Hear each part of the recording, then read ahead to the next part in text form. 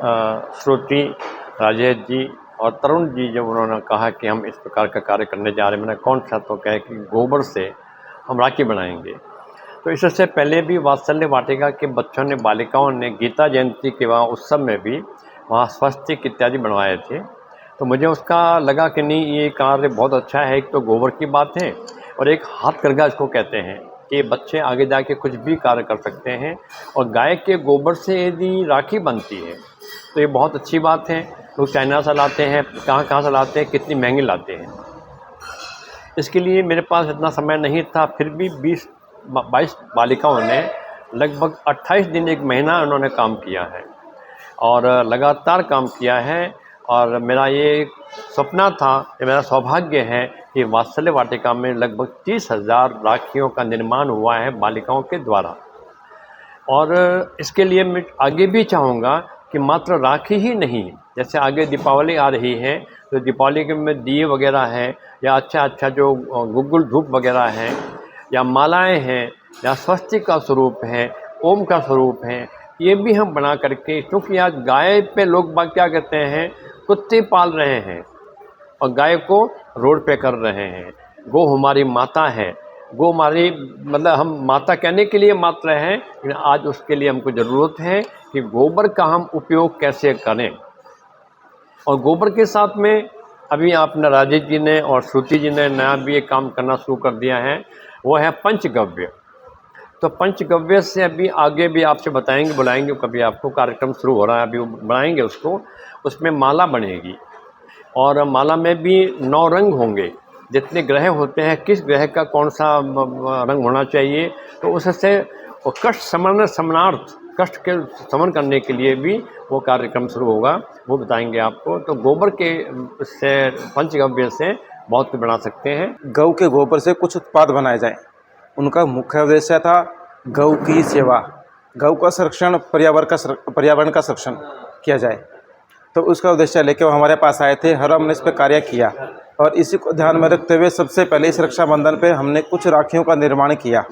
उसका उद्देश्य रहा कि जो हम प्लास्टिक राखियाँ यूज़ करते हैं, लाखों क्विंटल प्लास्टिक बाहर फेंक देते हैं, उसके बाद उससे पर्यावरण को बहुत सारा नुकसान होता है। तो जो गौ में राखियाँ होंगी, इससे पर्यावरण को नुकसान नहीं होगा। तो इसमें कितने बच्चों ने राखियाँ बनाई हैं? हमारे इसमें 30 बच्चों ने सहयोग किया है, बच्चियों ने सहयोग किया है राखी बनाने के अंदर। तो ये कैसे पढ़ाई के साथ साथ राखी बनाना, और कोई दिखते नहीं है बच्चे?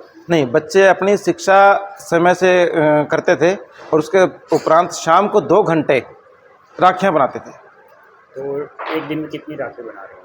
एक दिन में एक बच्चा 25 से 30 राखियाँ एवरेज निकाल देता है। तो जैसे आपने कितनी राखी तैयार की है?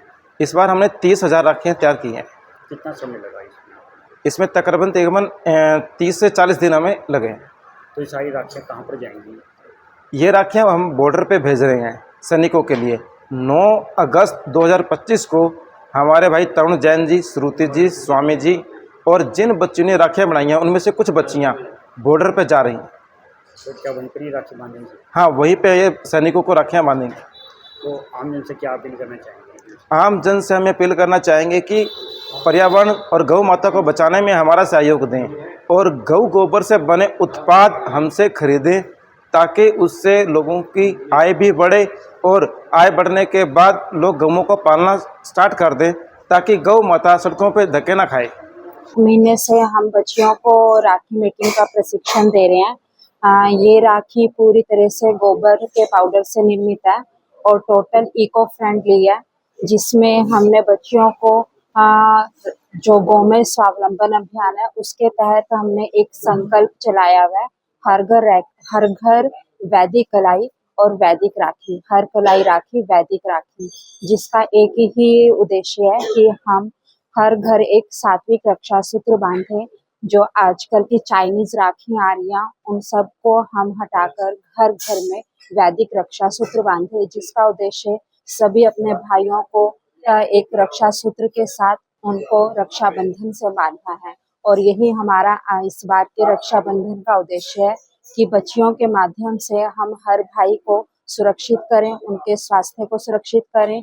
इस राखी का एक और उद्देश्य है कि भी इको फ्रेंडली राखी हर जगह प्रदूषण पर्यावरण प्रदूषण को नुकसान पहुंचा रही है और इस राखी का साथ के साथ पर्यावरण संरक्षण में भी महान उद्देश्य को लेके चल रहे हैं।